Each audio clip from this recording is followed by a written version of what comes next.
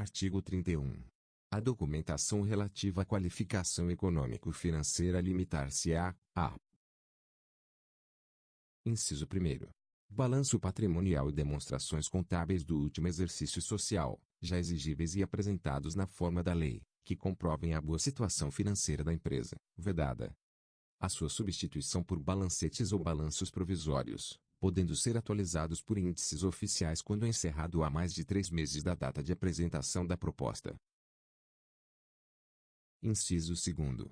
Certidão negativa de falência ou concordata expedida pelo distribuidor da sede da pessoa jurídica, ou de execução patrimonial, expedida no domicílio da pessoa física. Inciso 3º.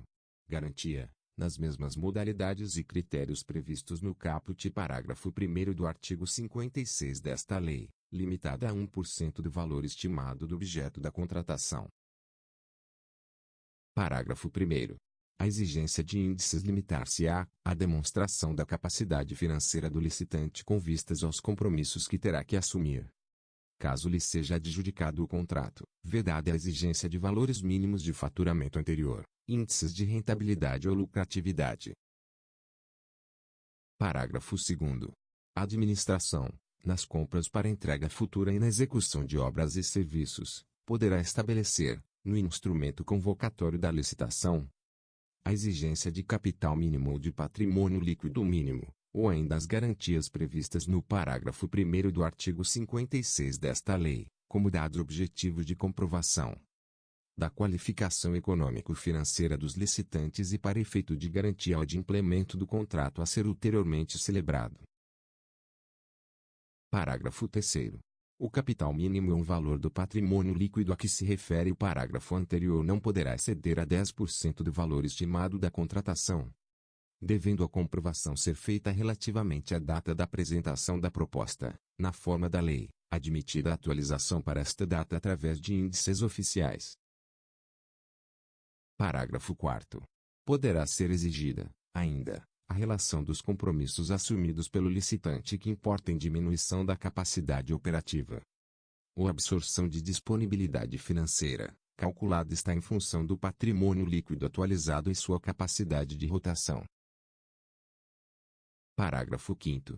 A comprovação de boa situação financeira da empresa será feita de forma objetiva, através do cálculo de índices contábeis previstos no edital e devidamente justificados no processo administrativo da licitação que tenha dado início ao certame licitatório, vedada a exigência de índices e valores não usualmente adotados para a correta avaliação de situação financeira suficiente ao cumprimento das obrigações decorrentes da licitação.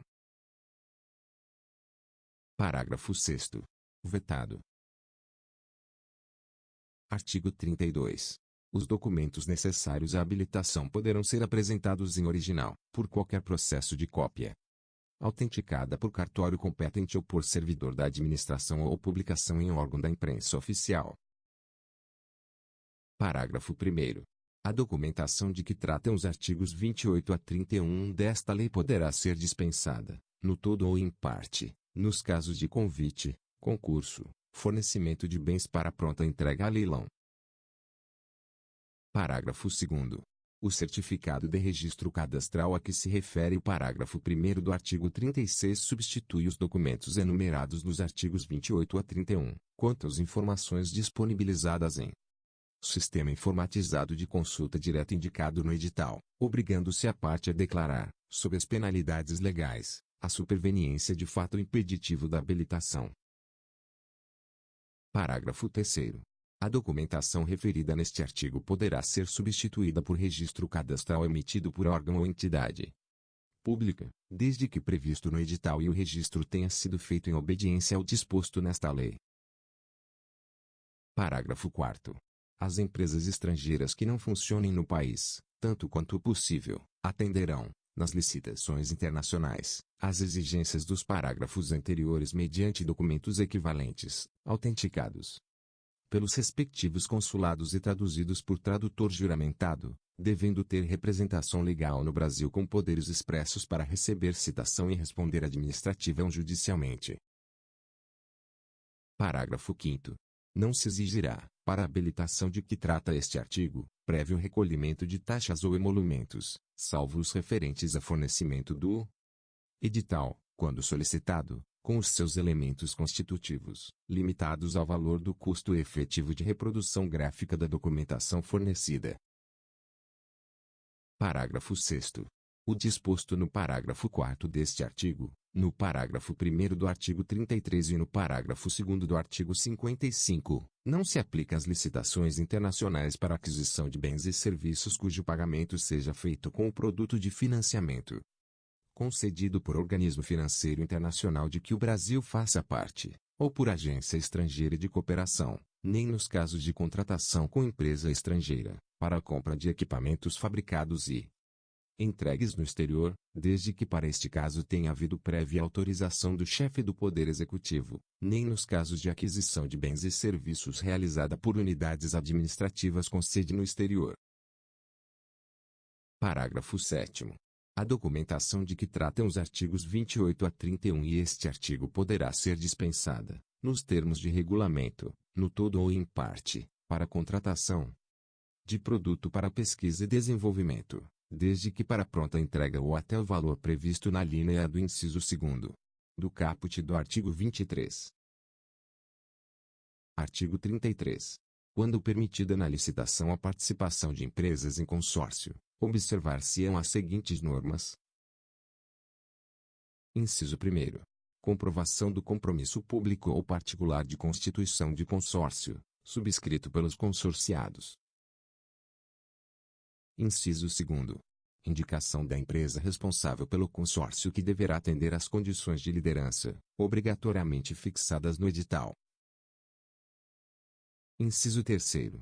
Apresentação dos documentos exigidos nos artigos 28 a 31 desta lei por parte de cada consorciado, admitindo-se, para efeito de qualificação técnica, o somatório dos quantitativos de cada consorciado, e, para efeito de qualificação econômico-financeira, o somatório dos valores de cada consorciado, na proporção de sua respectiva participação, podendo a administração estabelecer, para o consórcio, um acréscimo de até 30% dos valores exigidos para licitante individual, inexigível este acréscimo para os consórcios compostos, em sua totalidade, por micro e pequenas empresas assim definidas em lei.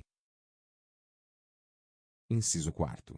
Impedimento de participação de empresa consorciada, na mesma licitação, através de mais de um consórcio ou isoladamente.